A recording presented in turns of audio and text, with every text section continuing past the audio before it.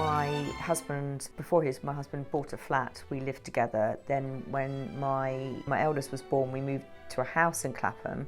My husband travels an awful lot with work and I just needed help. So we're coming back here to meet my parents just for Sunday lunch one day, and drove past an estate agent, and in the window I saw this house and kind of went, well, we could sell our house in Clapham and get a much bigger house down here. The idea was that this was going to be a temporary house. We moved in 2012, so not very temporary.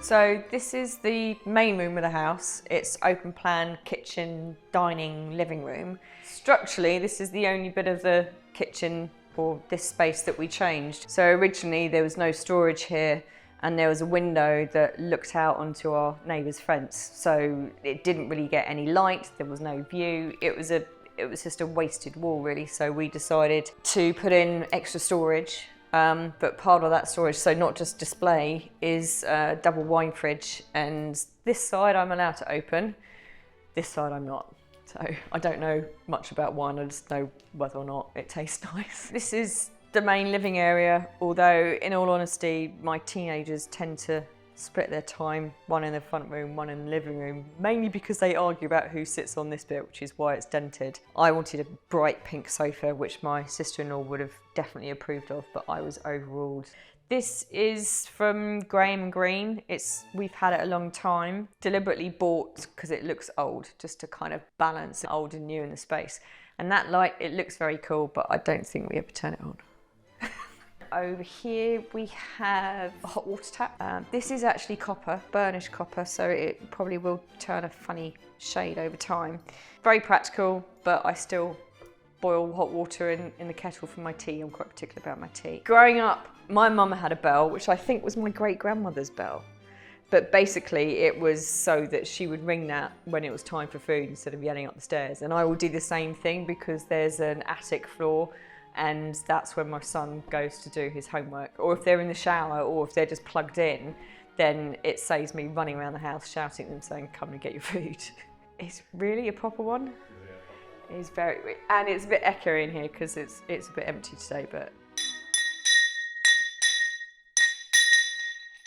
yeah. This is where I lock myself away for many hours a day trying to put words onto the page. There's a lot of books in here, not all of them are here. There's a lot in my parents' attic, which I know they want me to take down, including probably my favourite ever book, which was Matilda, or is Matilda by Roald Dahl. And so I have a print that hangs on the wall just as a reminder of the magic of stories, the power that they have to transport you into different worlds. So I don't know when it started, but I now have quite a weird eclectic collection of pop figures, but now it's become a bit of a running joke with the kids in that they need to buy me one every year. One of my favourites is the Queen with her corgi, Audrey sitting in a Porsche Speedster, which is my favourite ever car. It's actually the model that Kelly McGillis drove in Top Gun, and unfortunately I don't think I can ever have one because they were designed when women weren't supposed to drive, and I'm quite little,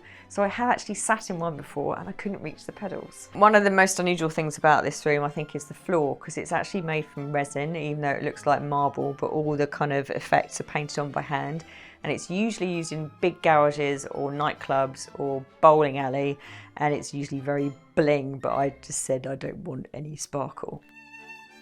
I think I'm very visual and I kind of carry everything in my head, but working with Willow Alexander has been great because they understood exactly what I wanted right from the beginning, and I completely trusted their vision. When we first moved in, everything was just lawn and then conifers all the way around the sides. The brief that I gave was a combination of sort of secret garden, sort of tied in with Tuscan garden, sort of indoor-outdoor living. These chairs are pretty cool, although you have to be careful when we sit down in them. Someone did actually break this one by kind of almost treating it like a swing.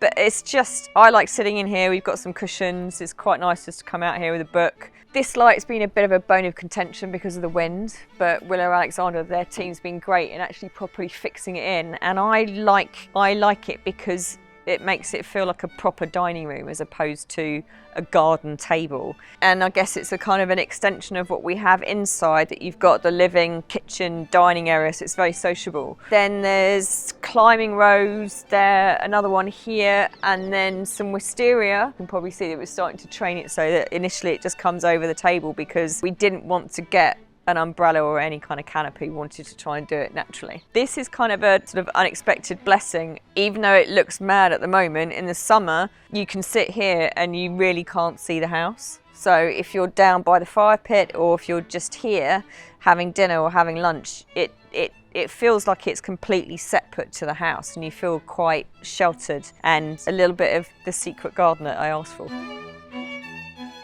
A home is more than bricks and mortar and a view. It's the people in the house, not the house itself. I think the house is an extension of you and your life and the people who live in the home. To me, the feeling you call home is family.